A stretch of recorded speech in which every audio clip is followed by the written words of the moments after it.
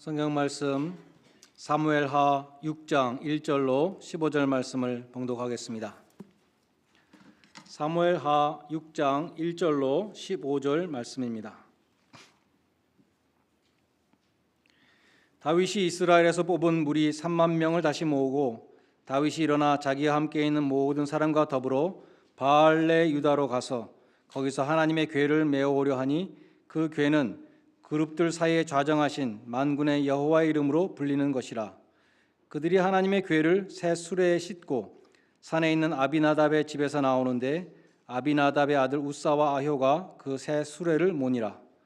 그들이 산에 있는 아비나답의 집에서 하나님의 궤를 싣고 나올 때에 아효는 궤 앞에서 가고 다윗과 이스라엘 온 족속은 잣나무로 만든 여러 가지 악기와 수금과 비파와 소고와 양금과 제금으로 여호와 앞에서 연주하더라.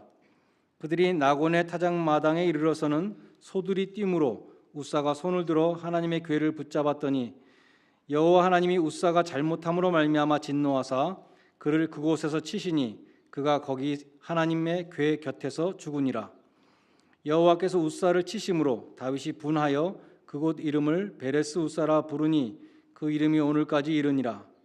다윗이 그날에 여호와를 두려워하여 이르되 여호와의 궤가 어찌 내게로 오리요 하고 다윗이 여호와의 궤를 옮겨 다윗성 자기에게로 메어 가져가기를 즐겨하지 아니하고 가드 사람 오베데돔의 집으로 메어 간지라. 여호와의 궤가 가드 사람 오베데돔의 집에 석 달을 있었는데 여호와께서 오베데돔과 그의 온 집에 복을 주시니라. 어떤 사람이 다윗 왕에게 아뢰어 이르되 여호와께서 하나님의 궤로 말미암아 오벳에돔의 집과 그의 모든 소유에 복을 주셨다 한지라. 다윗이 가서 하나님의 궤를 기쁨으로 메고 오벳에돔의 집에서 다윗성으로 올라갈새 여호와의 궤를 맨 사람들이 6걸음을 가매 다윗이 소와 살찐 송아지로 제사를 드리고 다윗이 여호와 앞에서 힘을 다하여 춤을 추는데 그때 다윗이 배에 에봇을 입었더라. 다윗과 온 이스라엘 족속이 즐거이 환호하며 나팔을 불고 여호와의 궤를 메어 오니라. 아멘.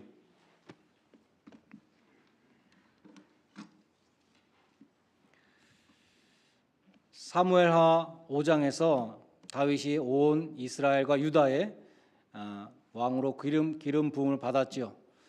그러니까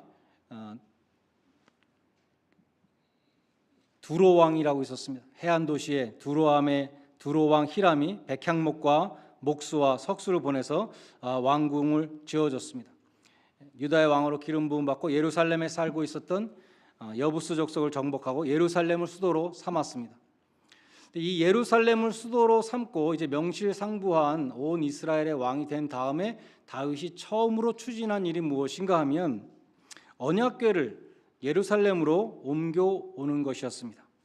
언약궤는 the Ark of the Covenant라고 불리는 것이죠. 가로가 122cm, 세로 67cm, 높이 67cm의 직면체 상자였습니다.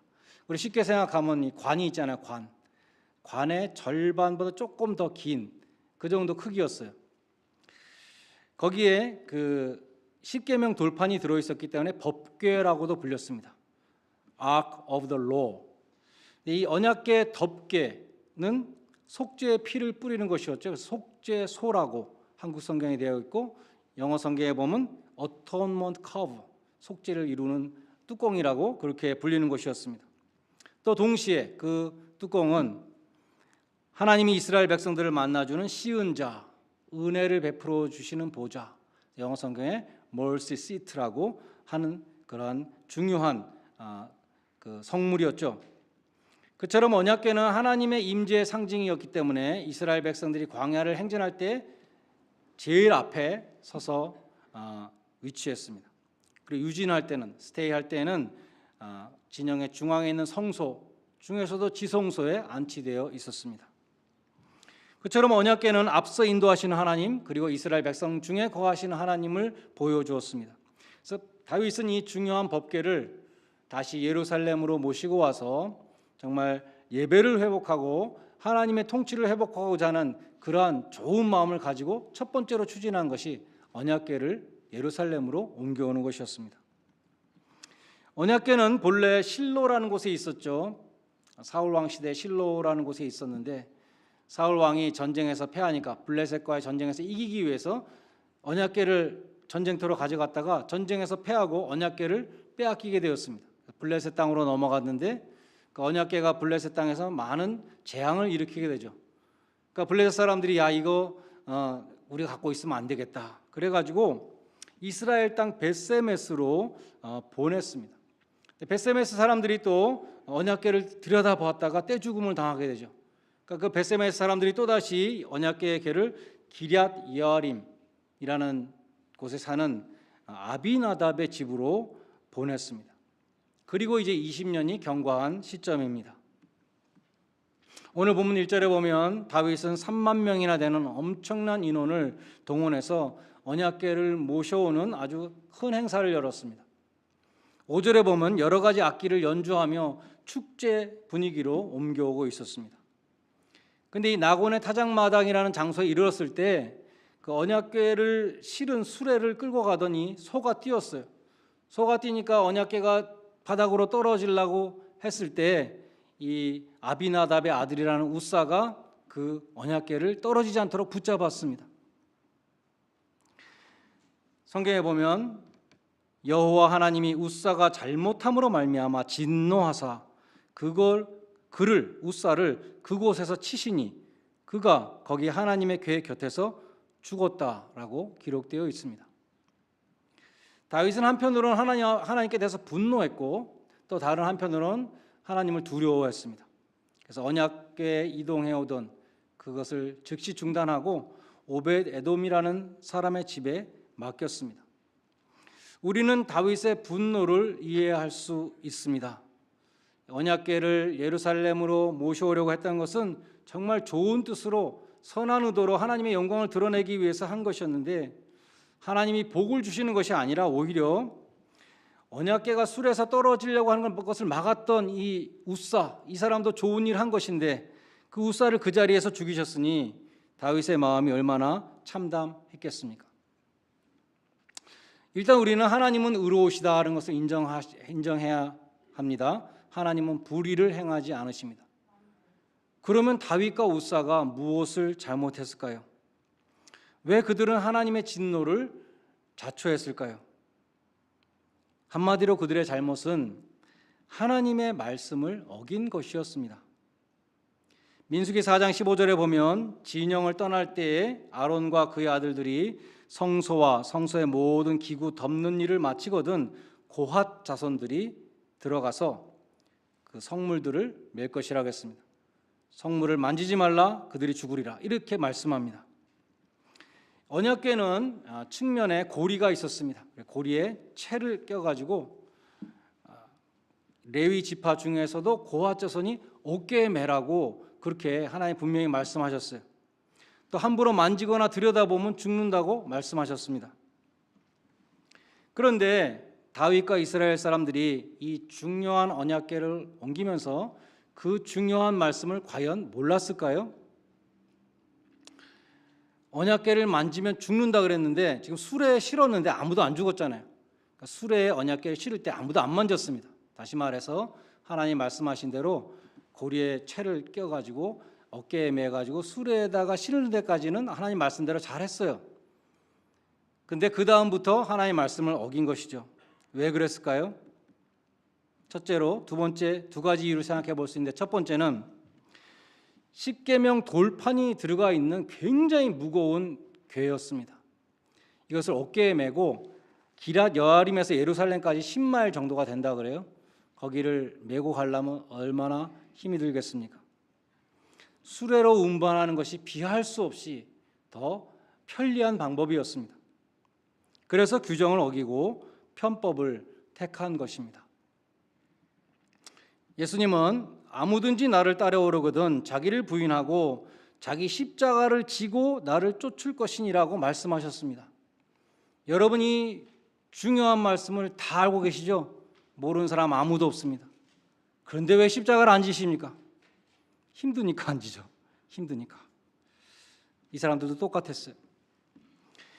십자가를 지지 않고 우리는 천국에 가려고 합니다. 예수님은 우리에게 분명히 십자가를 어깨에 지라고 말씀하셨지만 사탄은 정반대로 십자가를 지지 말라고 끊임없이 우리에게 속삭이는 존재입니다. 그것을 잘 보여주는 사건이 있죠. 예루살렘으로 예수님이 십자가를 지시기 위해서 올라가시는 그 여정 가운데 가이사랴 빌립보라는 곳에서 제자들에게 물어보셨습니다. 너희는 내가 누군지 아느냐? 베드로가 정답을 말했습니다. 주는 그리스도시요 살아계신 하나님의 아들이십니다. 예수님이 그 고백을 들으시고 비로소 제자들에게 처음으로 내가 이제 예루살렘에 올라가면 많은 고난을 받고 죽임을 당하게 될 것이라는 것을 알려주셨습니다. 그 말을 들은 베드로가 예수님을 붙들고 간했습니다. 간했다는 것은 강한 의미가 있는데 예수님을 막 붙들고 흔들면서 무슨 말씀을 하십니까? 정신 차리십시오. 그런 일은 있을 수가 없습니다. 왜 주님이 고난을 당하고 죽임을 당해야 합니까? 그런 일은 절대로 주님에게 일어나지 않을 것입니다 라고 진정으로 주님을 아끼고 사랑하는 마음으로 강하게 만류했다는 것입니다. 그러나 놀랍게도 예수님은 베드로에게서 베드로의 인간적인 생각을 부추겨서 하나님의 일을 막으려고 하는 사탄을 보셨어요. 그래서 주님은 엄히 꾸짖으셨습니다. 사탄아, 내 뒤로 물러가라. 너는 나를 넘어지게 하는 자로다. 네가 하나님의 일을 생각지 않고 사람의 일을 생각하는도다. 우리도 마찬가지죠. 우리가 선택의 기로에 섰을 때에 사탄은 어김없이 찾아와서 십자가를 지지 말라고 유혹합니다. 쉽게 이지고잉하라고 부추깁니다. 헌신하지 말라고 합니다. 그렇게 해서 하나님의 일을 막는 것이 사탄의 목표입니다. 우리가 선택의 기로에 섰을 때에 마귀는 우리 마음속에 헌신하면 너만 손해라고 설득합니다. 십자가는 네가 지지 말고 저 소처럼 일하는 저 아모개한테 맡겨라. 그렇게 유혹합니다.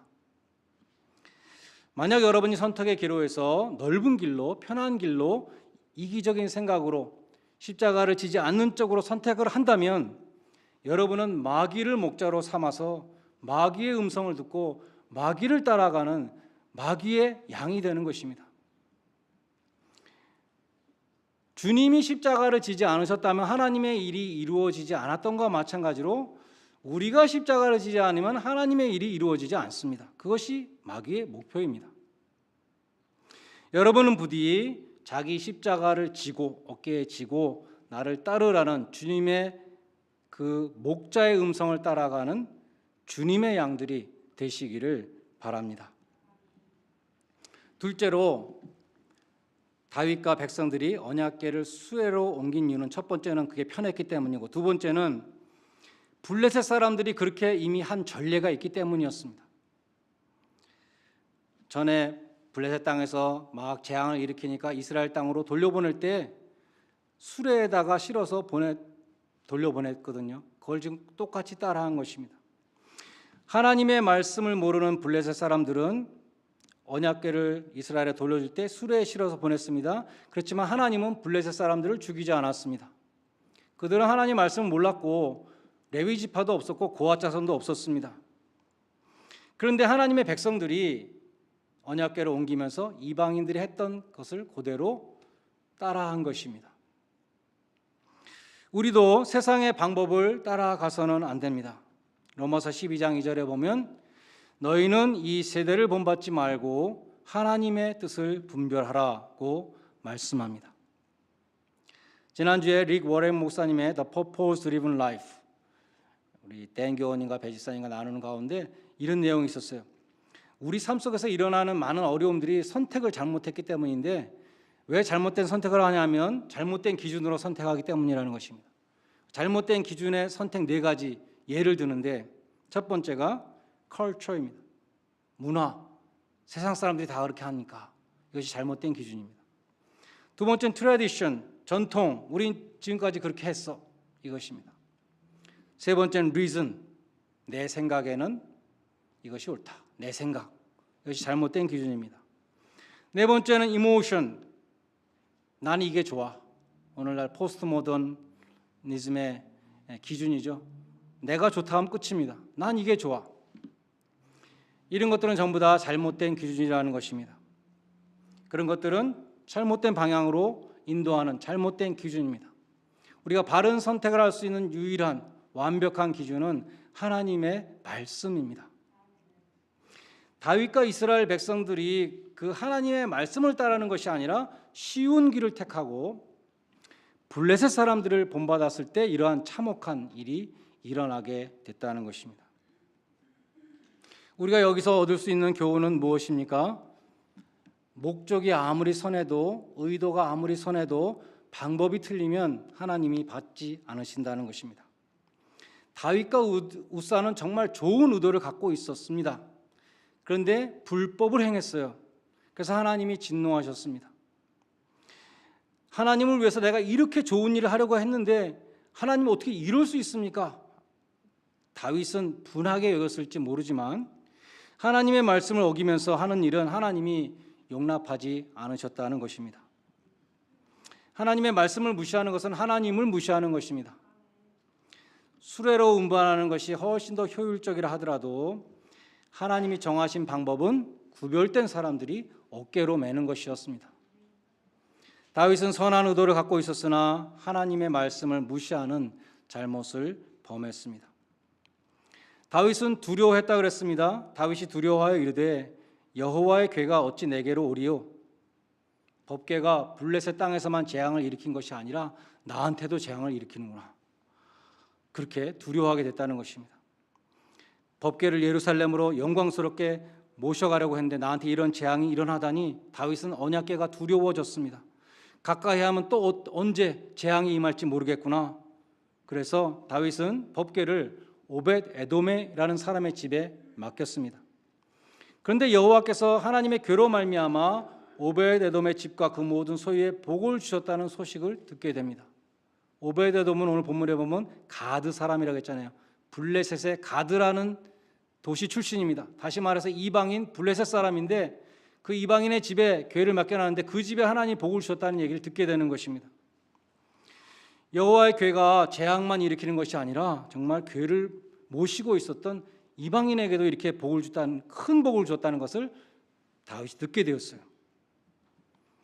베드로전서 2장 6절과 8절에 보면 예수님에 대해서 말씀하는데 불순종하는 사람들에게는 걸려 넘어지는 걸림돌이지만 예수님을 믿는 자에게는 보배로운 모퉁이 돌이다. 그렇게 말씀합니다. 마찬가지로 이 하나님의 궤도 사람에 따라서 그 사람의 자세에 따라서 재앙의 근원도 되고 복의 근원도 되었다는 것입니다. 이 법궤를 모시고 있었던 오벳 에돔의 집에 하나님이 큰 복을 주셨다는 소식에 용기를 얻은 다윗이 법궤를 예루살렘으로 모셔오는 일을 다시 추진합니다. 그런데 이번에는 제대로 했어요. 우사의 죽음을 통해서 뼈아프게 배운 교훈이 있었기 때문입니다. 역대상 15장 2절에서 다윗이 말합니다. 레위 사람 외에는 하나님의 궤를 맬 수 없나니 이는 여호와께서 그들을 택하사 여호와의 궤를 메고 영원히 그를 섬기게 하셨음이니라. 하나님의 말씀을 딱 인용합니다. 그리고 13절에서 언약궤를 맬 레위 자손들에게 이렇게 말합니다. 전에 너희가 매지 않았기 때문에 우리 하나님 여호와께서 우리를 찢으셨으니 이는 우리가 규례대로 행하지 아니하였기 때문이다. 마지막으로 15절에 이렇게 말씀합니다.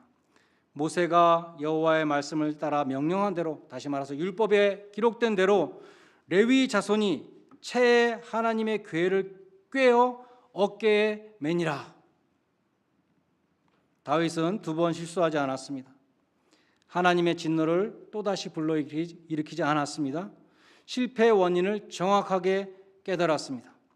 우리가 어깨에 매지 않아서 하나님이 우리를 찢으셨다라고 말합니다. 그래서 레위 지파의 고핫 자손이 율법의 규정대로 궤의 고리에 채를 꿰서 어깨에 메고 운반을 했습니다.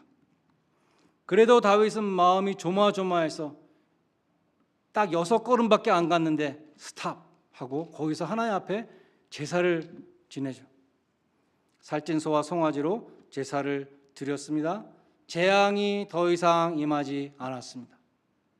역대상 15장 26절에 보면 하나님이 여호와의 언약궤를 맨 레위 사람을 도우셨다. 이젠 재앙을 내리시는 것이 아니라 하나님이 도와주셨다고 기록되어 있어요. 다윗은 너무 기뻐서 춤을 췄습니다. 하나님 앞에서 바디 워십, 힘을 다해서 춤을 췄다고 기록되어 있어요.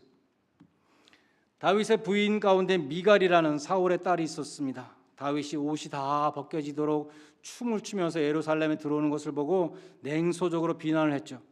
그런데 다윗은 이렇게 대답했었습니다. 이는 내가 여호와 앞에서 행한 것이다. 내가 여호와 앞에서 뛰놀리라. 이렇게 대답했습니다. 다윗은 예루살렘에 예비했던 장막에 여호와의 궤를 모시고 번제와 화목제를 드리고 만군의 여호와의 이름으로 온 백성을 축복했습니다. 모든 백성들에게 떡 한 개, 고기 한 조각, 건포도 한 덩이씩 다 나눠줬습니다. 하나님의 말씀에 순종함으로 큰 기쁨의 날을 맞게 되었습니다. 주님은 왜 우리에게 내 십자가를 네 어깨에 메고 나를 따르라고 말씀하셨을까요? 우리에게 천국의 기쁨을 주시기 위함입니다. 우리를 천상의 예배로 인도하시기 위함입니다. 우리에게 천국의 영광을 주시기 위함입니다. 히브리서 2장 9절에 보면 죽음의 고난 당하심으로 인하여 영광과 존귀로 관쓰신 예수님을 소개하면서 Now crowned with glory and honor because he suffered death라고 그랬습니다. 예수님이 십자가를 지셨기 때문에 지금 영광의 면류관을 쓰고 계시다라고 예수님을 소개하고 있어요. 인간이 얻을 수 있는 참된 영광은 이 세상에서 얻을 수 없습니다. 장차 하나님이 주시는 하늘의 영광만이 진짜 영광이라고 성경은 말씀하죠. 전도서에서 솔로몬은 말했습니다. 내가 세상의 모든 부귀영화를 누려봤는데 헛되고 헛되며 헛되고 헛되도다. 학벌과 재물과 명예와 권력과 그 밖에 사람들이 세상에서 영광스럽게 여기며 얻으려고 추구하는 그 모든 것들이 덧없다고 말씀했습니다. 오직 하나님이 주시는 하늘의 영광만이 영원한데 하나님은 그 하늘의 영광을 누구에게 주시는가? 이 세상에서 주님과 함께 십자가의 고난을 통과한 자에게 주신다는 것입니다. 히브리서 11장에 보면 모세가 그렇다고 말씀합니다. 하늘의 영원한 영광을 얻기 위하여 애굽의 왕자의 지위를 거절했다. 잠시 죄악의 낙을 누리는 것보다 하나님의 백성과 함께 고난받는 길을 택했는데 주님을 위해서 받는 능력을 애굽의 보화보다 더 중요하게 여겼는데 그 이유는 무엇인가? 상 주시는 일을 바라봄이라. 하나님이 주시는 상을 바라봤기 때문에 그러한 선택을 했다고 말씀합니다. 모세는 이 세상에서 잠시 누리는 헛된 영광을 바라본 것이 아니라 하나님이 주시는 영원한 영광을 바라보았습니다. 사도 바울도 마찬가지였습니다. 사도 바울도 주님이 주시는 시들지 아니하는 그 면류관을 받기 위해서 내가 이 세상의 모든 자랑을 배설물과 같이 버렸다고 말씀했습니다. 그리고 그리스도의 남은 고난을 내 육체에 채우노라. 교회를 위해 헌신함으로 그 그리스도의 고난을 내 육체에 채우는 삶을 살았습니다. 예수님도 그 앞에 있는 즐거움을 위하여 십자가를 참으사 부끄러움을 개의치 아니하시더니 하나님 보좌 우편에 앉으셨느니라. 히브리서 12장 2절은 말씀합니다. 로마서 8장 17절 18절은 우리에 대해서 말씀합니다. 우리가 그리스도와 함께 영광을 받으려면 그와 함께 고난도 함께 받아야 된다고 말씀합니다. 현재의 고난은 장차 우리에게 나타날 영광과 좋게 비교할 수 없다고 말씀합니다. 이 모든 말씀 공통된 패턴이 무엇입니까? No cross, no crown. 성경 전체가 증거하는 아주 중요한 말씀입니다. No cross, no crown. 하나님은 십자가를 어깨에 지는 사람에게 천국의 면류관을 주십니다. 여러분 모두가 십자가를 네 어깨에 메고 나를 따르라는 이 주님의 명령에 순종하셔서 천국의 기쁨과 영광에 동참하시기를 주님의 이름으로 간절히 축원드립니다. 기도하시겠습니다. 하나님 아버지, 저희가 하나님의 일을 할 때에 하나님이 말씀하신 대로 행하게 해주셔서 하나님을 기쁘시게 하며 주님의 영광을 드러내게 하여 주시옵소서. 내 생각과 내 방법이 아닌 말씀에 순종하며 하나님께 순종하는 순종의 종들이 되게 하시고 나에게 주신 십자가를 어깨에 메고 주님을 따름으로 천국의 기쁨과 영광에 동참하는 복된 성도들이 되게 하여 주시옵소서. 예수님의 이름으로 기도드리옵나이다. 아멘. 찬송가 449